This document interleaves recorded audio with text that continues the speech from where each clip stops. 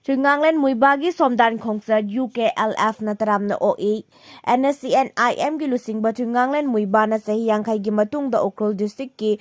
Wong Tangkhul region gi manung chanba mahaki pongnapam lamdam somdamda itihasik oiba moongda halakadoriba mahaki khongsat asi United Kuki Liberation Front UKLF na taramna OE hairi UKLF ke Ministry of Information and Publicity na thadorakpa cherol amana haribana lusingba asigi homecoming asi tampaki miyam amasung matamdugi Manipur government na athingba kaya pibana tangdu leitadaba amasung misimina kya thokuna singnaba kaya adu mayok ngaduna amasung sahi kya honarabagi matungdani mahaki khongsat asi community asigi oina yamna maru oiba amasu oigadoribani lusingba asigi homecoming asina aikoi community singi marakta lainariba mari hena sesilhanba amasung understanding purakani haibagi asa tauri isorgi lamjing amasung thaujagi makada Thaudok asina tribal community singi marakta santi amasung unity purakani haibagi asa tawi amasung prayer tawi itihasik oiraba mahaki khongsat asigidama UKLF ke maikaidagi nungai yaifabaga loinana mahak amasung mahaki imung manung amuk hana unabagi nungaiba adu oirasanu harakli India da lambi khudong thiba thokdok singda numit khudingi miyoi chamriga humputra mari sihali ministry Manipur da leisingani kunmari ge road accident da miyoi humputra manga siki Ministry of Road Transport and Highways ki report matung inna India da lambi ki khudong thiba thokpagi chang sei khuding hengalakli kumja leisingani kulhumdoi da lambi ki khudong thiba thodok lakh mariga lising marifu ga chawga ga marfu humdoi thokibagal loinana miyoi lakh amaga lising humputara nitoi ga nipan ga marfu tara siki hairi kumja leisingani kun nitoi ga changtamnaduna yengbada road accident da chang chada aniga supna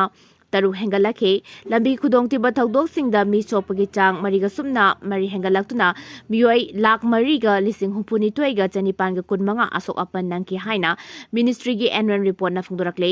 ministry gi report asi sangsatta pathokpada matam da numit khuding accident lising amaga chahunga tratret thokpaga loinana nomada miyoi chamriga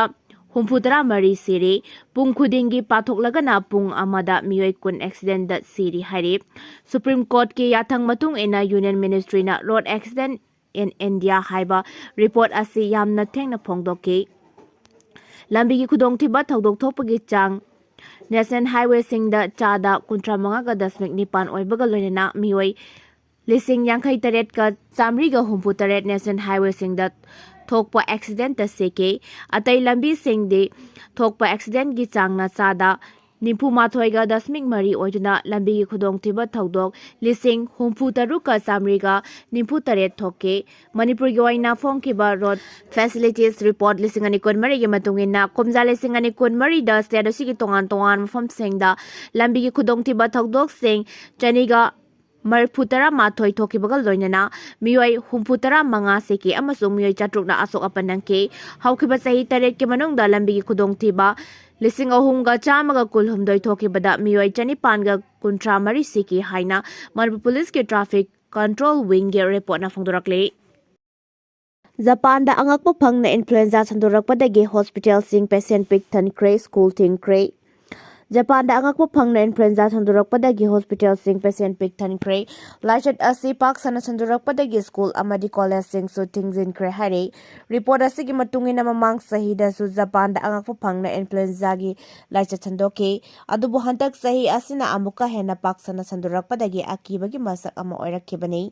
Akiba sina maram oiraga Japan government na lebak pumba emergency lakthokuna mi yamna tindana basukangan kre Japan gi Hokkaido da leba Health and Science University gi professor Yoko Tasukamoto na phongdorakpagi matung inna chahi asida lebak sin batungna influenza gi lachat angakpa phangna sandorakliba asi Japan da chahi asigi manungda nongsing gi phibam yamna phattabana maram oiraga flu pak sanna sandokhibani Lachat asi Japan khakta natana atopa lebak singda su sandorakpa yai haina phongdorakli Japan da influenza gi case masing nongmonomugi wangkhalakpa maramna government na athuba matamgi manungda COVID ki matamda thamkiba lockdown thamlakpasu yai hairi Puwariga sagonaduna laklaba Silonggi Rajbari karamba matamda semgat sagatpa loisingani hyriba miyamda khangalu loop nipan Puwariga sagonaduna laklaba Silonggi leire Manipur Rajbari bukhangauduna thugaikhiba adubu yaningda phongdokpaga loinana sidokraba Rajbari karamba matamda semgat sagatpa loisingani hyriba mari leinaba singna miyamda khanganbiu haina tongan loop nipana phongdorakli ngarang Major Khulda leiba Manipur Press Cup ki Kobru Hall da hiramasi ki matangda MPCM YEMK AL IPOM Summit Lawn Progressive Alliance for Leadership and Empowerment of Mother Palem UPACO MPF amadi WMO na sinduna pangthokpa pawgi mifam amada Indigenous Peoples Organization of Manipur IPOM ge Vice President Chandramani Kumanchana phongdorakpada Puwariga sagonaduna laklaba Manipur bu India da tilhankhibagi khudam ama oiriba Silonggi Manipur Rajbari bu thugaikhiba asida Manipur miyamna maike kyadagi penda phongdorakle marang asida ngarang PDN na miyamgi pendaba wafam kayagi marakta hanagi moong matau kaihandana nauna sagatnaba thugaibani haina sengdorakre adubu matam chana mari leinaba lengaki miyoisingda miyamda khanganbagi mahuta pendaba wafam kaya phongdoklaklaba matung khaktada sengdorakpa haibasi laibaktibani amadi matam chana miyamda khangalambadi asigumba kholaw kaya lauraklabasu yai maramaduna miyamda taksindriba phawba kholaw laudriba phawba thabak tawdabagi mawong asi akanba mawongda yaningde haike mahakna hai atuba matamda sidokraba Rajbari asi nauna sagatnaba honabada matam kya kuina lawgani haibasi asoba wahang ama oirakli mari leinaba lengaki Art and Culture Department amade Thabak paikhatkadoriba Planning and Development Authority PDA na semgat sagali haiduna namsinduna adumak thamjillabadi miyamda amuka hena pendaba pokhalakani maramaduna miyamda athuba matamda semgat sagatpa matam kaya sangani amadi karamba matamda loisingani haibadu khanganbiu loinana matung tarakpada Puwariga sagonaba mafamsing thugaiba natragana semgatkadaba leirabadi miyamda matam chana khanganbiu haina suphongdorakli Rep case na masimanau phakraba matung HP Mahila Congress na BJP Chief Rajib Bildalbu resign taunaba demand tawkre Himachal Pradesh Mahila Congress na Solan District ta register tawba rep case amaga mari lenena BJP State President Dr. Rajib Bildalgi manau nupa Ram Kumar Bildal phakiba adugi matung mahak resign taunaba ngarang demand tawkre Simlada Press Conference amada wangangwada HP Mahila Congress President Janab Chandel na thaudok aduna state asibu sathina ikaiba nanghale haike amasung watok adugi matangda BJP lusingba sing amasung nupi thaupuba sing na tumina laisiliba aduda wahanghangke Mahila Congress na tumina lairoi maraibak thirabi adu justice phangpam thoe amasung mahaki punsi phawba khudong thiningai oiba achauba case ama oiba na maramna government na mangonda asoi angam thokoloidabani haike Congress lusingbi aduna party aduna asengba oina nupi sing ngakthokpa ngamdraga political gi tongzaba khakki beti bachao gumba kholaw sing adu khakta makhijinai haraduna BJP pu double standards ki maral sike BJP na kholaw sing da nupi singi safety gi matangda wangangi adubu asengba adudi mapung phana aduga taiwanai asigumba tamthiba crime amada BJP gi president gi manau nupa phakiba sina party adugi moral bankruptcy adu thokle haina mahakna makhata ki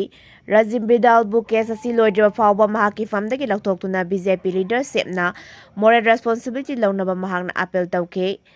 Masigi mamangda Solan District ki police na irai numita Himachal Pradesh BJP chief ki manau nupa Ram Kumar Bidal bu rap case amaga mari lena na phake nupi mana wakat ama thangal lakhi matung case adu October 9 da register tokibani haina Solan Superintendent of Police Gaurav Singh an haiki mahaki wakat ta nupi adu na matam koina narakpa anaba ama medical treatment na Phabangam dabadagi mahakna Solan gi ariba bus stand manakta Ayurvedic layang ama fangna bajetke maduda masamakpu raidia amani haizaba nupa ama mahakna unake kona Ram Kumar Bildan kawi haiba nupa adu diagnosis ki mamingda mahakpu examine tauke examination aduda